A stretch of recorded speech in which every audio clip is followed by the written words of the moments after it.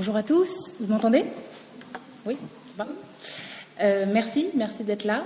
Je suis très émue d'être là parce que je suis une ancienne du lycée Michelet.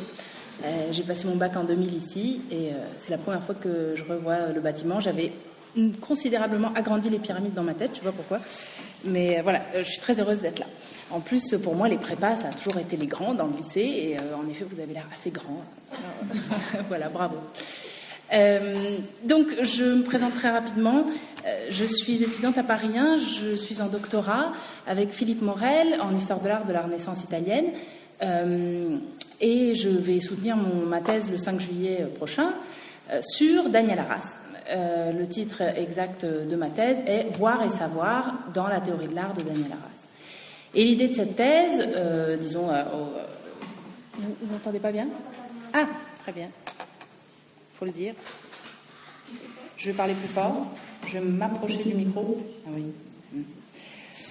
Donc, je dois répéter. Bon, en gros, je suis en train de terminer. Enfin, j'ai terminé cette thèse sur Daniel Arras, et l'idée, c'est de comprendre comment faire d'une personnalité un peu excentrique de l'histoire de l'art un outil méthodologique pour des historiens de l'art de l'avenir, peut-être certains parmi vous et moi-même.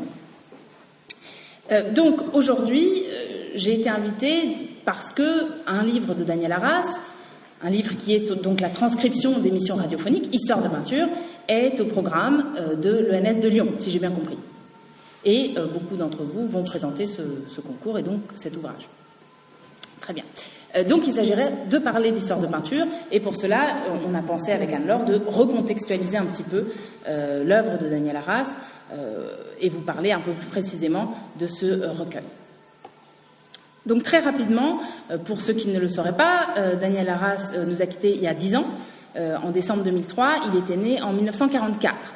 Ce qui lui fait une vie très brève, il est mort à 59 ans d'une maladie dégénérative qui s'est manifestée 1 an et demi avant sa disparition, donc sa disparition qui a eu lieu en 2003. Daniel Arras a suivi une formation classique, il a étudié à l'école normale, il est entré en 1965 à l'ENS de Paris et il est devenu agrégé de lettres classiques en 1968. Son diplôme d'études supérieures a été passé sous la direction d'André Chastel. Donc, je vous ai mis quand même les noms des 3-4 historiens de l'art que je mentionnais là au tableau, avec leurs dates. André Chastel, donc historien de l'art, qui le prend sous sa tutelle dès l'école normale supérieure, historien de l'art qui avait fait l'ENS avec la mère de Daniel Arras, une certaine Henriette Lavergne. Ils étaient tous les deux dans la promotion de 1933 de l'ENS de Paris. Donc, André Chastel parle, on a la correspondance entre Chastel et Arras dans les archives de l'INHA, et André Chastel, l'INHA, vous savez ce que c'est? L'Institut national d'histoire de l'art.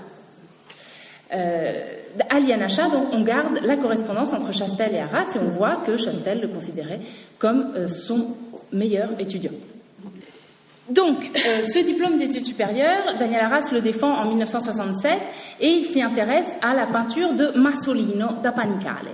Est-ce que vous savez qui est Masolino da Panicale? C'est un peintre du tout début de la Renaissance italienne. C'est le maître de Masaccio. Masaccio, c'est cet artiste du début de la Renaissance aussi, 1401-1428, qui a, on dit, fait la première perspective monofocale, notamment dans la Trinité. Vous avez peut-être en tête cette fresque de la Trinité à Santa Maria Novella de Florence. Bref, diplôme sur Masolino qui est resté inédit, et puis Daniel Arras commence à publier et à enseigner. A enseigné à Paris 4 comme assistant, on disait comme ça à l'époque, puis maître assistant à Paris 4 et à Paris 1. Il va commencer bien sûr à étudier, à lire, et il va se passionner pour un autre auteur qui est Pierre Francastel. Pierre Francastel, donc cet historien de l'art que l'on dit être l'inventeur de la sociologie de l'art, notamment de la sociologie de l'art à la française, et qui passe pour être le grand ennemi d'André Chastel. Donc c'est intéressant dans la formation de Daniel Arras, c'est qu'il est entre ces deux pôles, André Chastel et Pierre Francastel.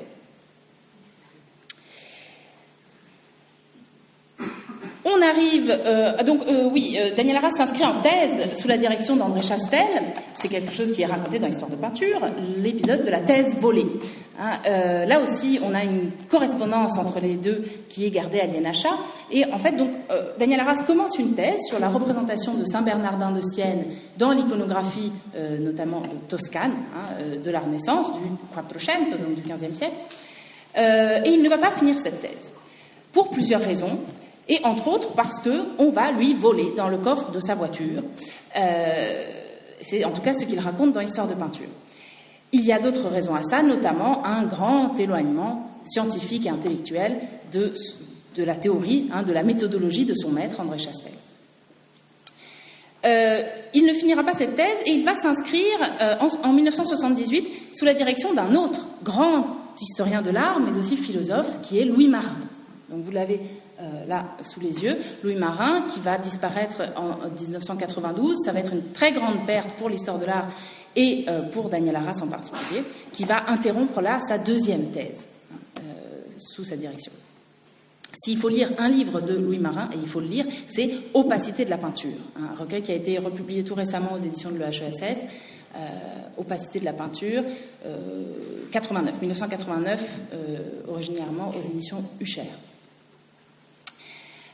Donc Louis Marin va prendre sous sa tutelle Daniel Arras dans une institution déjà un peu excentrique pour l'académie, qu'est l'EHESS. L'EHESS, c'est l'école des hautes études en sciences sociales, une école qui existe encore, qui est encore bien vivante, bien active aujourd'hui, où Louis Marin donc, introduit Daniel Arras dans ce cercle beaucoup plus interdisciplinaire. Et c'est ça qui va être intéressant à la fin des années 70 pour Daniel Arras, c'est de découvrir d'autres disciplines que l'histoire de l'art et que l'histoire sociale, à laquelle il avait été introduit par Pierre-Franck Castel.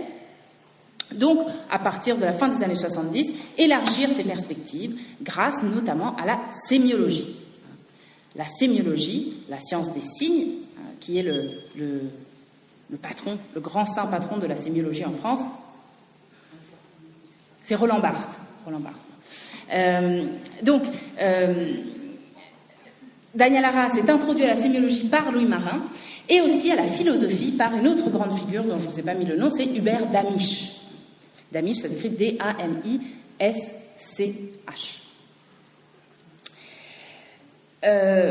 Hubert Damisch, qui est encore vivant aujourd'hui, et qui a écrit donc un très très grand ouvrage sur la perspective, qui s'appelle L'origine de la perspective. Bref, je termine avec cette avalanche de noms. Tout ça pour vous dire que Daniel Arras est un historien de l'art à la formation classique. Il vient d'une bonne famille parisienne. Il va travailler jusqu'à la fin des années 70 avec les grands pontes de l'histoire de l'art. Et puis, au début des années 80, il va aller en Italie. Il est tombé amoureux de l'Italie quand il était enfant et il va réaliser son rêve, habiter à Florence pendant 9 ans.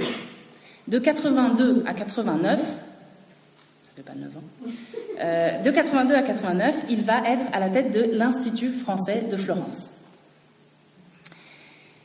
Alors, l'Institut français de Florence, aujourd'hui, c'est devenu une espèce d'agence de voyage et de cours de langue. Non, c'est vraiment perdu. C'est un bâtiment magnifique de la Renaissance qui est placé au centre de Florence et qui, à l'époque, entre autres, grâce à Daniel Arras, est devenu un foyer intellectuel sans précédent. Donc, en 1982, Daniel Arras est nommé à la tête de l'Institut et va donc vivre dans le berceau de la Renaissance, à Florence. Il va avoir carte blanche pour organiser tous les événements culturels dont il rêve et, entre autres, de très importantes réunions scientifiques. On a retrouvé les traces d'un grand colloque qu'il a fait sur l'Annonciation en 1986, un colloque où il a appelé des experts du monde entier et suite auquel plusieurs historiens de l'art vont rédiger des ouvrages ou des très grands articles qui marqueront l'histoire de la peinture de la Renaissance italienne. 1986, et vous savez peut-être qu'en 1999, donc 13 ans plus tard, il va publier L'Annonciation italienne, une histoire de perspective, un ouvrage qui va vraiment marquer l'histoire, et notamment l'histoire de l'art de la Renaissance. J'avance un peu dans le temps, mais quand même, il faut remarquer qu'à Florence, Daniel Arras, par goût du paradoxe, comme vous l'avez bien compris dans ses histoires de peinture, va commencer à s'intéresser à la production de son temps, c'est-à-dire à l'art contemporain. Il va organiser près d'une dizaine d'expositions d'artistes contemporains, parmi lesquels Patrick Feigenbaum, le grand photographe, Claire Bretéché, l'illustratrice, et j'en passe. Hein.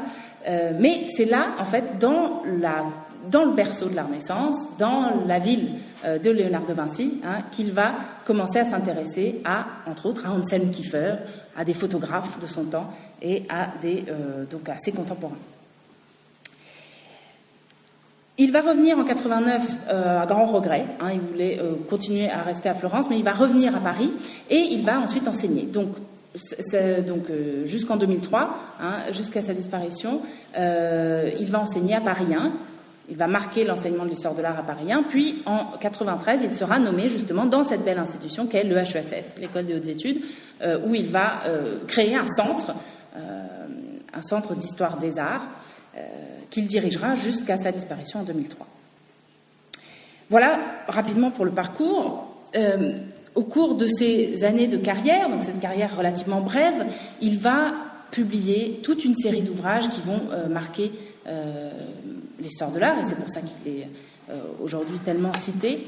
Hein. S'il ne faut en retenir qu'une partie, retenez le détail, hein, le sujet dans le tableau, le Léonard de Vinci en 97, donc une monographie de Léonard de Vinci, l'Annonciation italienne en 99, et puis, bon, s'il faut vraiment choisir, peut-être l'Anselm Kiefer, l'autre grande monographie, hein, en 2001. On n'y voit rien à Histoire de peinture sont ces deux ouvrages de vulgarisation. Les autres sont des ouvrages plus spécifiques, hein, destinés à un public peut-être moins large, mais qui rencontreront un succès tout aussi grand. Hein, en librairie, une rapide enquête a montré que les gens achètent autant le détail, qui est un livre extrêmement compliqué. Est-ce que certains d'entre vous ont lu le détail ? Bon. On n'y voit rien. Et puis je vous ai mis aussi quelques titres qui ont été publiés de manière posthume. Donc Histoire de peinture, qui est la retranscription des émissions radiophoniques. Anachronique, qui est un recueil si vous vous intéressez à l'art contemporain, un recueil d'articles sur l'art contemporain qu'il a publié précédemment. Hein. Le Portrait du diable, qui est une réédition d'un grand article qu'il avait publié plusieurs années auparavant, et Décor italien de la Renaissance, que j'ai publié en collaboration avec Philippe Morel, qui est aussi un recueil d'articles sur les cycles à fresques de l'Italie de la Renaissance. Voilà pour le panorama. Alors aujourd'hui, on va se concentrer plus spécifiquement sur Histoire de peinture et sur, moi ce que je vais faire après avoir laissé la parole à Anne-Laure, c'est essayer de dégager quelques outils théoriques qui font la spécificité de la pensée de Daniel Arras, qui peuvent vous servir, qui peuvent vous guider dans vos lectures de cet auteur. Est-ce que je peux te laisser la parole ? Oui, très bien. Alors moi, il n'était pas question, évidemment, de vous présenter toutes les recherches de Daniel Arras, de faire un panorama absolument complet de son travail d'historien durant toute sa vie, bien évidemment.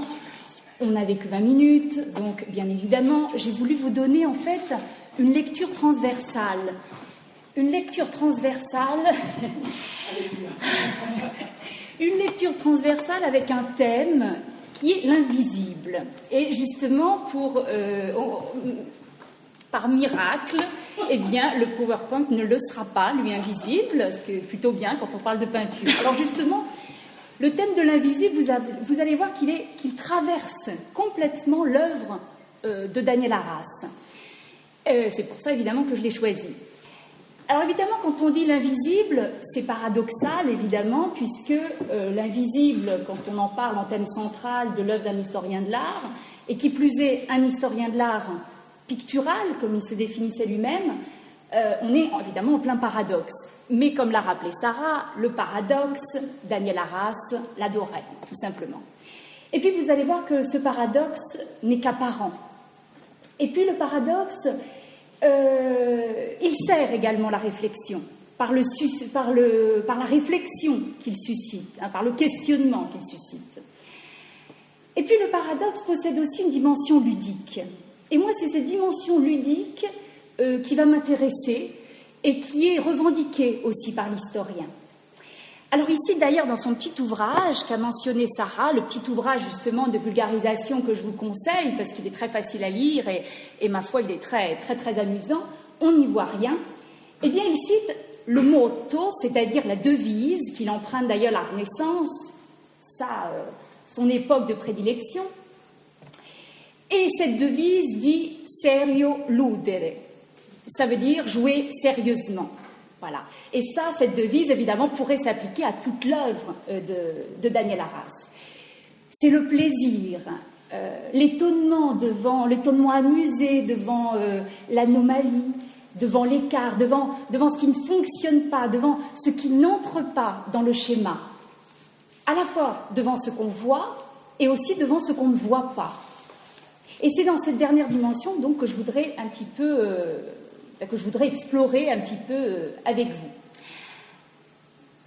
Alors, une des singularités de Daniel Arras, et qui en fait une figure un petit peu à part dans le cercle académique des universitaires et des historiens de l'art, c'est sa capacité, je pense, à intégrer l'émotion à sa méthode de travail. C'est-à-dire que l'émotion, vous le savez, par sa nature même, subjective. Or, donc, par sa subjectivité, elle est souvent, sinon rejetée, du moins regardée avec beaucoup de suspicion par les historiens. C'est comme une méthode assez peu fiable, ils ont sûrement raison d'ailleurs. Sauf que Arras, lui, eh bien, il va non seulement la valoriser, cette émotion, mais en plus, il va essayer de la comprendre, de l'analyser, et même de l'intégrer à son schéma interprétatif. Alors, la grande question, c'est qu'est-ce qui suscite son émotion? Et à cette question, pour lui fondamentale, il va y répondre de plusieurs manières. Alors, parmi ces réponses, il y en a une particulière, singulière, je trouve, où l'invisible, donc ce qu'on ne voit pas, va devenir générateur d'émotions. Alors, je vous ai mis une peinture très célèbre de Matisse, La Danse. Et Daniel Arras nous dit qu'il a été bouleversé quand il a vu cette peinture. Alors ça, c'est l'homme qui parle. Et puis évidemment, l'historien va tout de suite analyser, mais pourquoi? Qu'est-ce qui a donc suscité cette émotion, ce trouble devant la peinture? Alors ça, c'est tout à fait singulier, la réponse qu'il donne, parce que ce qui a suscité son émotion, eh bien, c'est le fond bleu de Matisse. Mais ce n'est pas vraiment le fond bleu qui a vraiment suscité son émotion. Ce qui a suscité son émotion, c'est le rouge qu'il voit dans le fond. Alors, vous allez me dire, je ne sais pas si vous voyez le rouge, moi personnellement je ne le vois pas forcément. Alors Daniel Arras non plus d'ailleurs. Il le dit tout à fait, il le dit, moi je le vois, mais Matisse ne l'a peut-être jamais mis. Donc c'est une espèce de couleur invisible donc, qui va susciter de l'émotion. En plus, cet exemple, je trouve, est également un exemple tout à fait intéressant pour montrer l'importance de cette triple relation qui existe entre le peintre, bien sûr, la peinture et le regardant, c'est-à-dire le spectateur, l'historien, le fidèle aussi, s'il s'agit d'un contexte de retable, par exemple, dans une église. Et donc, cette triple relation qui forme presque, on pourrait dire, un triangle amoureux.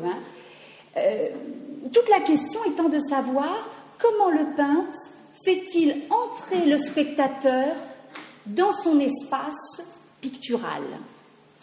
Comment passe-t-on d'un espace à l'autre? Alors, ce passage, il peut être invisible ou il peut être, au contraire, matérialisé par un objet. Alors, par exemple, ça c'est une explication, une interprétation qu'il emprunte d'ailleurs à l'historien dont Sarah a parlé, Louis Marin. Et il dit, voilà, dans l'Annonciation de Filippo Lippi, ce qui fait transition entre l'espace du regardant et l'espace pictural, eh bien, c'est ce tout petit objet au premier plan, ce vase transparent.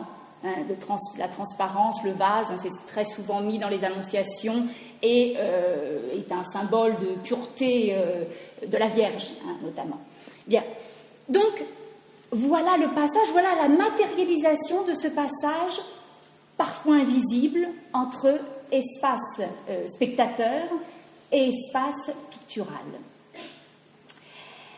Mais évidemment, il dit aussi Et c'est un petit peu normal, parce qu'on est évidemment très loin, on est dans la réception émotionnelle de l'œuvre, donc on est très très loin de la méthode traditionnelle de l'historien, je vous le disais, qui se méfie à la fois de la subjectivité et à la fois de sa propre émotion.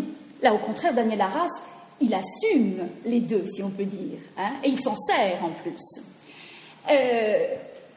Mais il a évidemment cette petite phrase où il va se moquer de l'accusation qu'on peut complètement lui faire, c'est-à-dire de surinterprétation.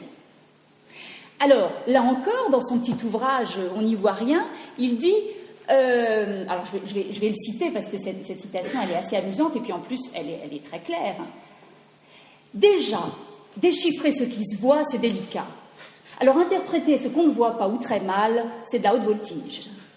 Alors voilà, mais c'est cette haute voltige-là, ce déséquilibre, ces possibilités en fait interprétatives de l'invisible qui plaît et qui font l'histoire de l'art pour Daniel Arras. C'est cet invisible, alors il dit, qui appelle le regard. Donc ça, c'est une très jolie expression, je trouve. Une première remarque qu'on peut faire à propos du rôle assumé par l'invisible, c'est l'invisible, c'est son rôle de révélateur du temps narratif. En fait, dans la vision arassienne, la peinture n'est pas une image figée. Au contraire, elle intègre complètement l'élément temporel. Ou pour dire les choses peut-être plus simplement, il y a un avant, un pendant, et puis bien souvent un après dans la peinture. Et c'est un temps donc essentiellement narratif et qui va très souvent se révéler par la non-présence, par le cachet, par ce qui ne se voit pas et qui va en fait se révéler porteur de sens. Alors, là, je vous ai pris l'exemple le plus simple, qui est un très bel exemple de Fragonard, que vous connaissez certainement, qui s'appelle Le Verrou. Alors là, vous voyez, la composition, elle est très simple, elle est en deux parties, le tableau est divisé par la verticale. Vous avez la partie droite où vous avez donc un couple en train de fermer un verrou. Vous voyez combien les mots ôtent absolument toute sensualité à l'image. Et dans la partie gauche, vous avez pas grand-chose en réalité. Vous avez un lit avec des draps défaits et puis vous avez une tenture rouge qui pend d'un baldaquin. Voilà, donc rien. Mais alors quel rien? Parce qu'en fait, bien évidemment, c'est dans ce rien qui contient toute la sensualité de l'œuvre. C'est ce qui va évidemment, ce qu'on peut imaginer, cet après. Donc il y a continuité du sens là, c'est-à-dire que le sens ne s'arrête pas là où est l'image, il continue et il continue dans cet invisible, dans ce cachet. Là on voit aussi que l'invisible est aussi générateur d'imagination, puisque c'est bien nous qui voyons les choses. Un autre exemple, c'est le Tintoret. Autre époque, Mars et Vénus surpris par Vulcain. Alors, je ne sais pas si vous connaissez, si vous avez des souvenirs de votre mythologie, mais enfin, en gros, c'est Vénus, déesse de la beauté, mariée à l'affreux Vulcain, boiteux, vieux, enfin, pas séduisant pour dessous, et qui va se tourner vers le beau et grand et fort dieu de la guerre, Mars. Et Vulcain va surprendre les deux amants. Voilà ce que dit la mythologie. Tintoret, il va donc glisser Mars, vous le voyez à droite, il va le glisser sous la table, et Vulcain, lui, va donc, alors dans une interprétation moralisante, on voit Vulcain regarder par là où a péché sa femme, et Vénus se couvrant, honteuse, avec son voile, elle couvre sa nudité. Alors à cette interprétation, bien sûr, Arras en oppose une autre beaucoup plus sensuelle, là encore. Et Arras, il en propose une autre, et il la trouve dans la possibilité de l'après, qui va être symbolisée par le miroir, dans le fond du tableau. Là, on aperçoit Vulcain, alors il faut avoir de bons yeux, bien sûr, ici, mais enfin, on voit Vulcain, qui n'a pas un genou sur le lit, comme dans la peinture, mais qui a deux genoux sur le lit. Ça veut dire que ce n'est plus le reflet de ce qui se passe, mais c'est donc le reflet de ce qui se passera. Donc là, évidemment, c'est tout à fait intéressant. Alors vous allez me dire, on n'est plus dans l'invisible, c'est vrai. On est dans le peu visible, on est dans le caché. Et le caché, alors qu'est-ce que c'est sinon le visible qu'on a consciemment ou inconsciemment rendu invisible. Voilà. Alors justement, c'est ce caché qui peut contenir également ce que Daniel Arras appelle, très joliment je trouve, l'hypothèse du secret. Alors voilà encore un autre exemple, un autre rôle de cet invisible. Dans l'annonciation ici de Filippo Lippi, on a le peintre qui montre un détail qui est totalement invisible pour l'homme du XVe siècle. Pourquoi ? Parce que tout simplement, cette annonciation, vous voyez sa forme, elle a une forme un petit peu cintrée, donc on imagine qu'elle était sur un dessus de porte, vraisemblablement. Donc très très en hauteur. Donc invisible. Or, Daniel Arras, alors c'est pas lui, enfin il cite d'ailleurs, je ne sais plus qui exactement. Comment tu dis ? D'accord. Un autre. Et... J'ai pas entendu. Mais effectivement, il dit tout simplement qu'il emprunte effectivement ce qu'il avait vu, il en donne sa propre interprétation. Alors, qu'est-ce qu'il a vu ? Quel est ce détail particulier ? Eh bien, c'est une toute petite boutonnière qui se situerait au creux du ventre de Marie, dans les plis de sa robe. Alors, j'ai fait une photo d'un petit détail. Voilà. Et cette petite boutonnière, eh bien, évidemment, il faut l'interpréter, c'est une anomalie. Donc, cette anomalie, il faut lui trouver une explication.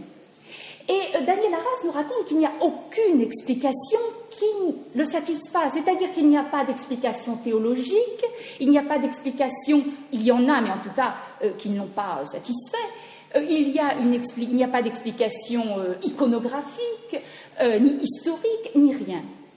À ce moment-là, quand on a épuisé toutes les interprétations, Arras donne comme interprétation l'hypothèse du secret. C'est-à-dire que le peintre a posé un détail, non pas pour qu'il soit visible, mais pour simplement qu'il existe. Alors, qu'est-ce que ça veut dire pour cette image ? Eh bien, c'est là... alors, il faut connaître évidemment un petit peu l'histoire de Filippo Lippi. Je vous la conseille parce que c'est un peu aventureux et un peu romanesque. C'est un frère religieux, un camaldule, qui a quitté les ordres, donc qui était peintre, bien sûr, grand peintre, très apprécié à l'époque, qui a quitté les ordres et qui, quelques années plus tard, va aller enlever une jeune religieuse qui lui servait de modèle lors d'une procession, en plus, dit-on. Voilà. Alors, que dit Arras ? Eh bien, il dit, il voit dans cette petite boutonnière ce qu'il appelle le lieu du désir projeté du peintre. Voilà. Alors, cette fascination pour l'invisible, où le caché, vous le voyez, est un petit peu partout dans les interprétations de l'historien, mais il est aussi présent, et c'est ça qui m'a frappée, bien sûr, dans le choix de ses sujets. Un de ses sujets de prédilection, Sarah en a parlé, c'est évidemment l'Annonciation. L'Annonciation, c'est un de ces grands livres. Alors évidemment, moi je vous ai mis une image juste pour annoncer l'Annonciation. Ce n'est pas une annonciation, bien sûr, ça serait trop simple. Alors je vais vous expliquer pourquoi. L'Annonciation, c'est, vous savez, le moment où l'ange Gabriel arrive et va annoncer à Marie l'incarnation. Donc, c'est évidemment le moment où Dieu va s'incarner en homme, donc où l'invisible va devenir visible. Voilà, donc on est au cœur même de notre thématique. Là, Alors, je cite Daniel Arras, parce que là, je trouve que on ne peut pas beaucoup mieux faire. Quel est l'enjeu du peintre ? Quel est l'enjeu de la peinture ? Faire affleurer visuellement la présence invisible de ce qui échappe à toute mesure. Je trouve ça très beau. Alors pourquoi je vous ai mis Raphaël? D'abord parce que c'est un de ses peintres vraiment de prédilection, préféré, hein, comme il dit. Il aime beaucoup l'idée d'un peintre, d'une peinture préférée. Et cet invisible qui s'est rendu visible est par essence même tragique, hein, puisque évidemment ce Dieu rendu visible, c'est également celui qui va mourir. Et là, dans la Madone Sixtine, les petits angelots, hein, si célèbres, hein, dont on a fait tant de reproductions et qu'on vend dans tout Florence, eh bien, ces petits angelots, ils représentent ce tragique, hein, le regard mélancolique, hein, qui regarde parce que tout simplement, ils savent, eux, hein, ce qui va se passer. Alors, toute la question donc est de savoir comment, dans une peinture, on fait figurer l'invisible, c'est-à-dire ce qui ne peut pas être représenté. Alors, il prend un exemple. Je n'ai pas du tout fait attention à l'heure, là, hein, vous me dites, hein, quand vous en avez assez, hein, vous me chassez. Alors, voilà. Alors, un de ces peintres, là aussi, peintre siennois qui l'affectionne, Ambrogio Lorenzetti, donc, dans une annonciation, cette fois. Alors, comment représenter l'invisible? Ici, on a l'ange Gabriel avec la Vierge séparée par une fine colonne. Alors cette colonne, vous voyez dans la partie haute, elle disparaît complètement dans le fond doré. Elle ne forme plus qu'un avec lui. En revanche, si vous regardez dans la partie basse, eh bien vous avez cette même colonne qui va apparaître, hein, sur le fond, le pavement en perspective. Alors, de l'invisible, là encore, jusqu'au visible. Et c'est plus qu'un simple jeu sur la perspective, hein. Daniel Arras va l'analyser en s'appuyant sur un ouvrage que vous connaissez sans doute, qui s'appelle La légende dorée de Jacques de Voragine, hein, qui est une grande source iconographique. Jacques de Voragine qui affirme que Dieu est présent, invisible, dans le lieu de l'Annonciation.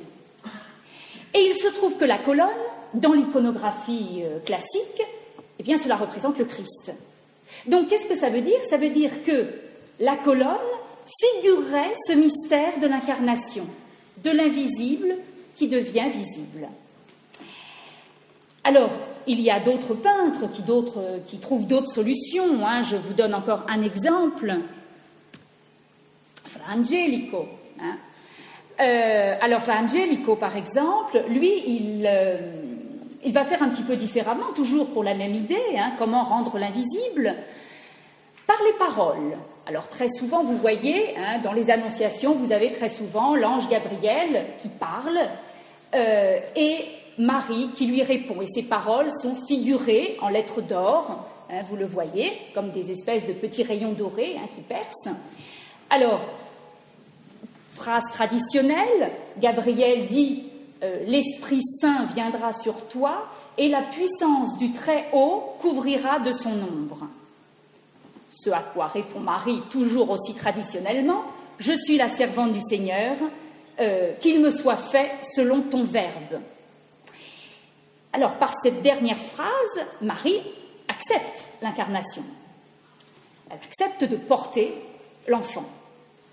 Alors, Daniel Arras, là, dans cette annonciation, il va souligner qu'il manque un morceau de la phrase de Marie. Il manque un tout petit morceau. Et alors, pas n'importe quel morceau, bien sûr. Alors, c'est dommage parce que je vous avais mis en latin tout ça. Évidemment, c'est beaucoup plus... Alors, voilà. Il manque, alors, je vous le dis en latin, hein, qu'il me soit fait selon ton verbe. Fiat mihi secundum verbum tuum. Ce qu'il manque, c'est la première partie de la phrase. Le fiat mihi secundum. C'est-à-dire qu'il me soit fait. Donc, la partie de la phrase qui correspond parfaitement à l'incarnation. Donc, qu'est-ce que ça veut dire? Ça veut dire que cette petite phrase, elle disparaît pas pour rien. Elle disparaît derrière la colonne. Alors, on pourrait dire, là encore, c'est un petit jeu sur la perspective. Or non, la colonne est tout à fait symbolique, et donc elle ne disparaît pas derrière. Elle est absorbée par la colonne. Donc là encore, elle s'incarne, tout simplement. Voilà. Alors, ce qui m'a, j'arrive à la fin, de toutes ces histoires. C'est donc par ces interprétations, on l'a vu, par le choix de ces sujets également, que Daniel Arras navigue dans l'invisible. Et puis un troisième point, je pense, qui est important, eh bien justement c'est sa méthode, tu en parleras beaucoup mieux que moi, mais moi ce qui m'a intéressé justement c'est cette espèce d'adéquation entre interprétation, choix du sujet et méthode employée. C'est-à-dire de l'invisible au visible. Qu'est-ce que c'est que le travail d'un historien, sinon de rendre visible ce qui ne l'est pas forcément pour le spectateur. Alors, et ce qui va m'intéresser aussi, c'est dans ces ouvrages de vulgarisation, je vous avais cité par exemple On n'y voit rien dans Histoire de peinture, il va utiliser beaucoup, un petit peu tous les procédés des dialogues fictifs, des formes épistolaires, de transformer le lecteur en espèce de narrateur, historien, bref, tous les procédés. Il va montrer également ses errements, ses erreurs, ses manquements pour arriver à l'interprétation finale. Il va nous montrer un petit peu ce que normalement on ne nous montre pas, c'est-à-dire les cuisines de l'histoire de l'art. Donc là encore, il va rendre visible quelque chose qu'on ne voit pas. Et puis, enfin, comme vous aviez, comme certains, j'imagine, ont lu Histoire de peinture, rappelez-vous que c'est quand même 25 émissions radiophoniques, sans images. Comment parler de la peinture ? Ce qui d'ailleurs allait bientôt m'arriver, puisque mon PowerPoint ne marchait pas, et je l'aurais sûrement moins bien fait que Daniel Arras. Comment parler de la peinture sans la montrer ? Donc là, on est dans la peinture invisible. Alors pour conclure, finalement, Daniel Arras, il aura peut-être toute sa vie d'historien, en tout cas, refusé le diktat d'Alberti, qui voudrait que le peintre n'ait affaire qu'avec ce qui se voit. Daniel Arras a fait tout le contraire. C'est qu'il a passé sa vie à chercher ce qui ne se voyait pas, ce qui va lui être révélé. L'historien, pour arriver à cette intimité avec l'artiste, va donc observer longtemps, longuement. Il en parle beaucoup dans ses histoires de peinture. Vous avez sûrement lu ces moments où il allait voir notamment la chambre des époux de Mantegna, où il passe des heures à regarder quoi ? Attendre pour que la peinture, c'est cette très belle expression, que la peinture se lève. On est proche de la révélation quand même. Et ce qui est à mon sens effectivement très beau, évidemment, c'est l'année, c'est à titre posthume, puisque c'est en 2003 qu'il a écrit, c'est ça ? Il a été publié en 2004, mais les émissions... sont de 2003, c'est ça, voilà.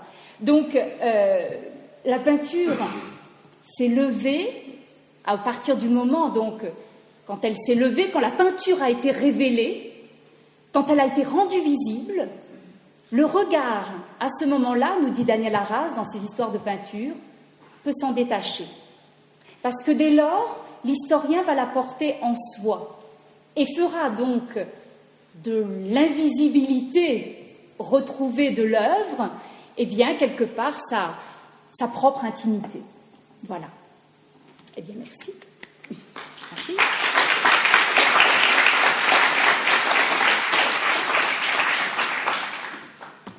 Merci beaucoup. Je vais tout de suite rebondir parce que, si je ne me trompe pas, l'Annonciation de Cortone de Fra Angelico est en exergue de... Voilà. Donc, vous n'avez pas lu le détail. Alors, c'est pas grave. Si vous l'avez entre les mains, ne lisez que la page 20 à 23. C'est une exégèse à partir de l'Annonciation de Cortone.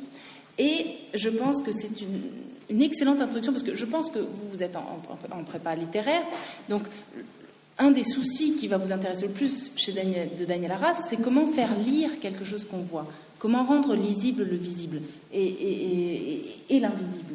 Et du coup, cet exergue du détail, c'est un texte magnifique parce qu'il parle d'un texte, c'est un texte qui parle d'un texte, de cette inscription qui est de cette inscription du milieu, où le fiat mihi disparaît dans la colonne. Le tableau s'approprie le texte, englobe le texte en lui, pour donner à voir l'invisible, le secret qui ne peut rester que caché, parce que c'est le secret qui va fonder l'humanité, qui va faire entrer l'humanité dans l'ère de la rédemption avec l'incarnation. Il me reste 5 minutes 10 minutes. Très rapidement, sur ces questions des outils harassiens, je voulais vous en mentionner 4.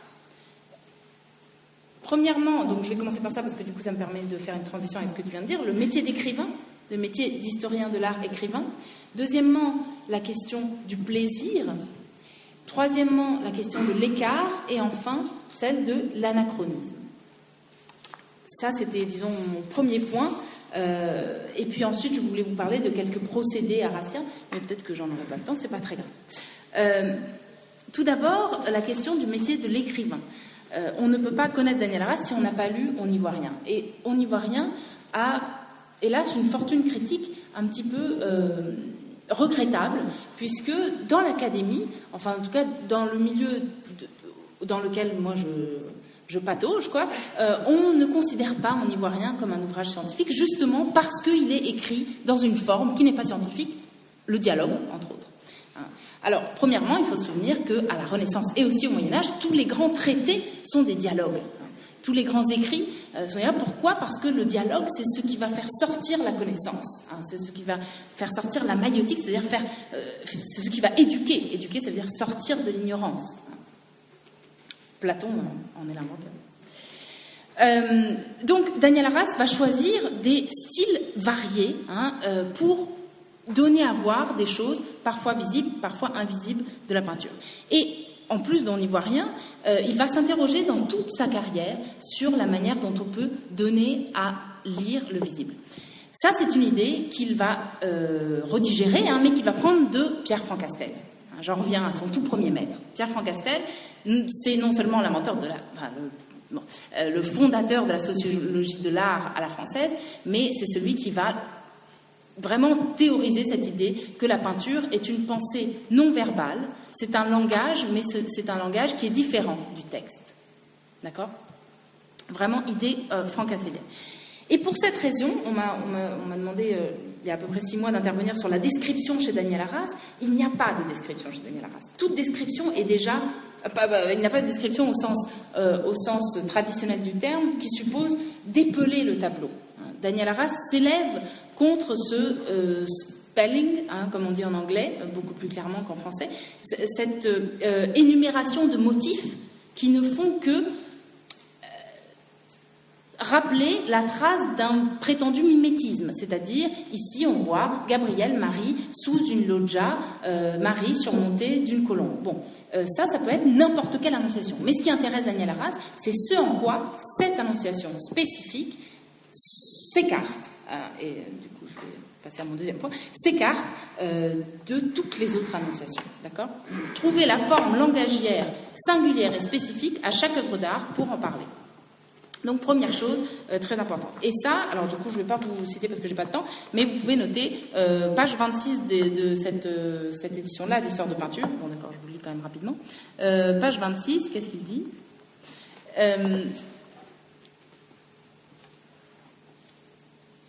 À travers, donc il part de la peinture, à travers ces matières, ces formes, il y a quelque chose qui pense, et je n'ai que des mots pour en rendre compte, en sachant pertinemment que ces mots ne recouvrent pas l'émotion dégagée. C'est ce que tu disais tout à l'heure. Donc le texte ne pourra jamais recouvrir la pensée, qui est une pensée non verbale de la peinture. Premier point. Deuxième point, cette question de l'écart. L'écart signifie chez Arras le déplacement du centre de l'attention. Alors ce déplacement, ça peut être un rapprochement, et c'est ce qui a donné naissance à son ouvrage sur le détail. Si Daniel Arras, en fin de compte, dans sa vie, a fait une thèse, c'est sur le détail qu'il a fait sa thèse. C'est son ouvrage le plus complexe et le plus riche. Donc décentrer l'attention, c'est-à-dire s'approcher là où habituellement on ne pourrait pas s'approcher dans le cadre de l'annonciation que tu as montré, mais grâce aussi à des outils, des nouveaux outils d'analyse, détacher, découper, le détail, finalement la détail au féminin, I2LE, ça veut dire le découpage. Daniel Arras s'intéresse aux différents modes de détail, le détail et la découpe. C'est un écart, décentrer l'attention, aller dans le plus petit, pour voir en quoi se condense la signification du tableau dans une infime partie. Mais ça peut être aussi se décentrer par rapport aux sources traditionnelles. Le rapport de Daniel Arras aux sources textuelles et iconographiques est extrêmement original, et il dit qu'il faut parfois chercher dans des références externes, pareil, au simple motif. Je vous cite très rapidement un paragraphe qui est très peu lu puisqu'il fait partie d'un article dans des actes d'un colloque assez difficile à trouver. Le prestige de l'image, nous dit Arras, a tenu et tient encore à cette capacité de confondre ce que le texte et la conscience claire veulent distinguer. Une enquête montrant comment et à quelles précises conditions un motif échappe à son thème pour être contaminé par un autre, autrement dit une iconographie des opacités de l'image, devrait être l'instrument privilégié pour mettre au clair les enjeux personnels dont est investie telle ou telle image. D'accord ? L'historien de l'art ne doit jamais être un traducteur d'images en texte. Voilà, c'est vraiment le manifeste arrasien par excellence sur cette question d'écart. Du coup, je vous avais amené quand même une petite image. L'écart arrasien qui a le plus fait couler d'encre après la publication de son article à ce sujet, c'est le nombril du Saint-Sébastien. Vous avez ici une œuvre qui a été depuis d'ailleurs restaurée, une très belle restauration, une œuvre qui est conservée à la Gemäldegalerie de Dresde, qui représente Saint-Sébastien. Vous voyez donc sujet au martyr de la Sagitation. Bon. Je passe très rapidement. Daniel Arras parle d'un œil à la place qui serait dessiné dans le nombril de Saint-Sébastien. Alors, ce nombril-œil a posé énormément de problèmes, tout d'abord parce que lui après est devenu complètement obsédé de nombril, et il est allé chercher dans toute la peinture occidentale des nombrils en forme d'œil. Et deuxièmement parce que ce tableau a été restauré, et en tout cas dans l'état où je l'ai vu moi, on ne distingue absolument pas d'œil dans ce nombril. Bon. Mais ce problème en fait il est éliminé si on lit attentivement Arras. Très rapidement, de retour chez moi, en projetant les diapositives, j'ai eu la surprise de voir que le nombril de Saint-Sébastien était exactement désigné comme un œil. Ce n'est pas qu'il ressemblait à un œil, c'était un œil. Qu'est-ce que ça veut dire, ça ? Ça veut dire qu'il n'est pas dessiné comme un œil, il est désigné. Voilà, intérêt pour la sémiologie, là, est très clair. Il ne ressemble pas, la peinture n'a pas comme vocation d'être seulement mimétique, de faire le motif œil, mais a comme vocation d'incarner un œil. Donc là encore, le travail de l'écrivain dans ces détails qui peut transformer une vision mimétique et ressemblante en une vision, je dirais, incarnée de l'historien de l'art qui va regarder la peinture en l'envisageant avec tout le poids que ce terme peut avoir chez Daniel Arras. Voilà pour l'écart, donc le motif qui fait écart, la contamination entre plusieurs couches de signification dans un tableau. Je vous renvoie pour cela au tout petit chapitre qui s'appelle « Nombril » dans le détail, où il synthétise cette interprétation. Donc, le métier de l'écrivain, l'écart, troisième outil méthodologique arrasien par excellence, celui du plaisir. Alors, c'est Georges Didier Berman qui, pour ma part, m'a introduit de façon la plus vivante au plaisir arrasien, puisque Georges Didier Berman, donc, vous avez peut-être lu le Fra Angelico ou des ouvrages comme La peinture incarnée ou Devant la peinture. Bon, Georges Didier Berman, ce grand historien de l'art qui enseigne aujourd'hui à l'EHESS, m'a raconté qu'un jour, avec Daniel Arras, ils sont allés à la Galerie des Offices voir la Vénus de Botticelli qui venait d'être restaurée, donc qui venait d'être découverte. Et Daniel Arras a fondu en larmes. Il s'est mis à pleurer de plaisir devant cette peinture. Alors, Daniel Arras était un homme déjà magnifique, c'était un homme à femme. Il trouve le plaisir c'était un grand buveur de vin toscan quand il habitait à Florence. Et il trouve du plaisir dans tout, et surtout dans la peinture. Il ne faut pas oublier que le détail est dédié en début à sa femme de l'époque, Fabienne. Donc la dédicace dit « à Fabienne dans tous ses détails ». Il y a une dimension heuristique comme ça du plaisir harassien. Et pour ce qui est du plaisir harassien, je vous conseille de lire le chapitre sur Marie-Madeleine de On y voit rien. Donc On y voit rien est un recueil d'essais. C'est le 4e essai qui s'appelle La toison de Madeleine. Et dans cet essai, Daniel Arras va mener une enquête sur l'exubérance de la chevelure de Madeleine. Et il va dire, Madeleine est représentée avec tellement de cheveux qu'en fait, ce qui est suggéré, c'est ses poils pubiens. Ce sont ses poils pubiens, donnés à voir, à ne pas voir, voilà, montrés comme cachés. Et là, encore une citation d'un texte un petit peu plus difficile à trouver de Daniel Arras.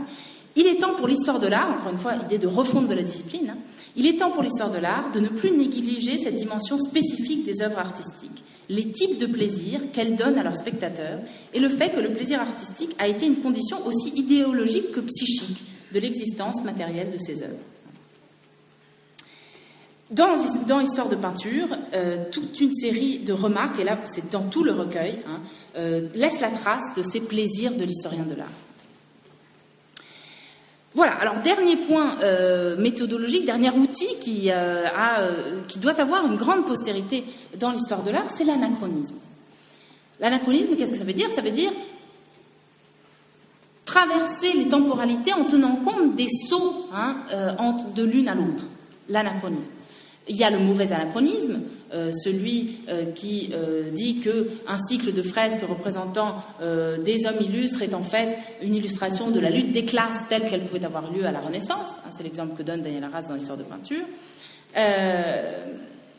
C'est quelque chose qui est extrêmement bien fait par un autre sociologue de l'art qui s'appelle Arnold Hauser, qui est un des livres en Italie, c'est un des premiers historiens de l'art qu'on étudie, et qui a depuis été vraiment critiqué pour ses anachronismes terrifiants.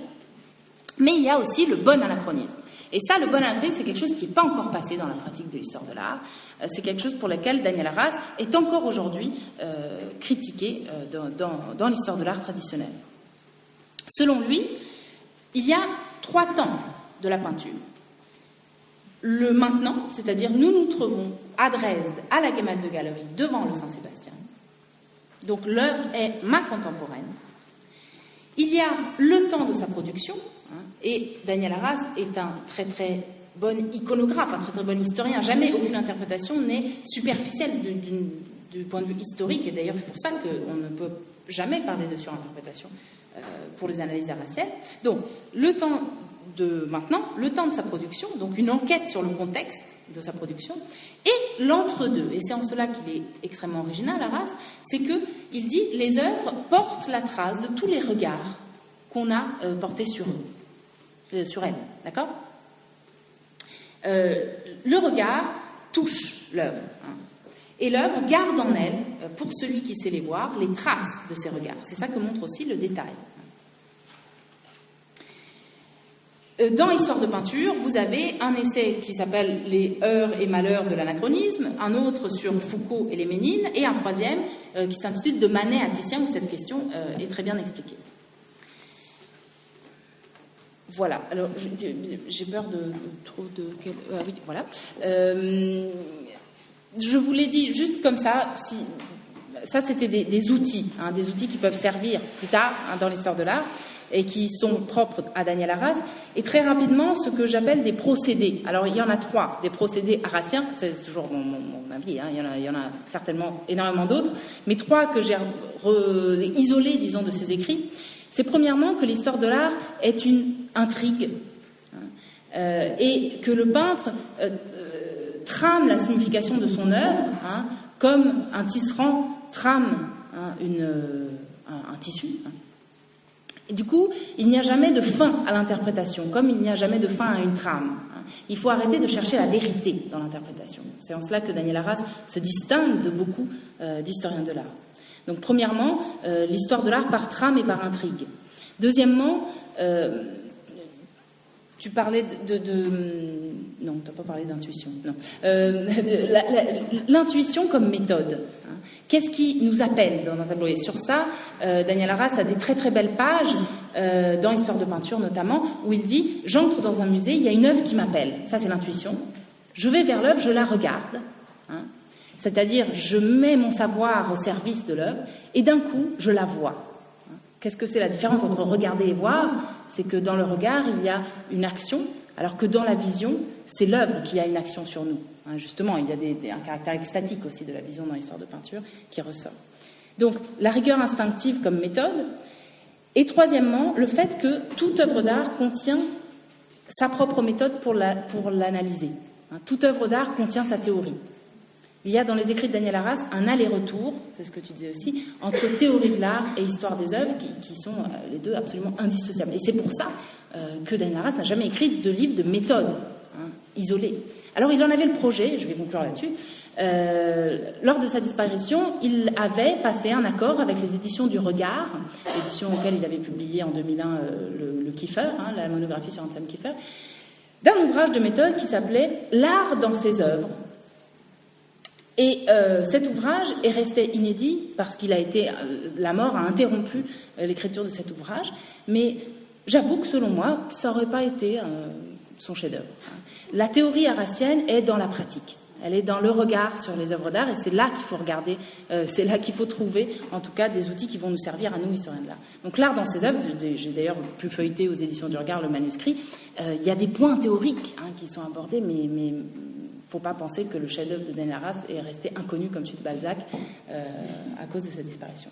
Voilà, donc Histoire de peinture, c'est vraiment, c'est ça pour le coup un de ses chefs-d'œuvre, c'est le témoignage à la fin de sa vie de son amour sans limite pour la peinture, qui a été recueilli alors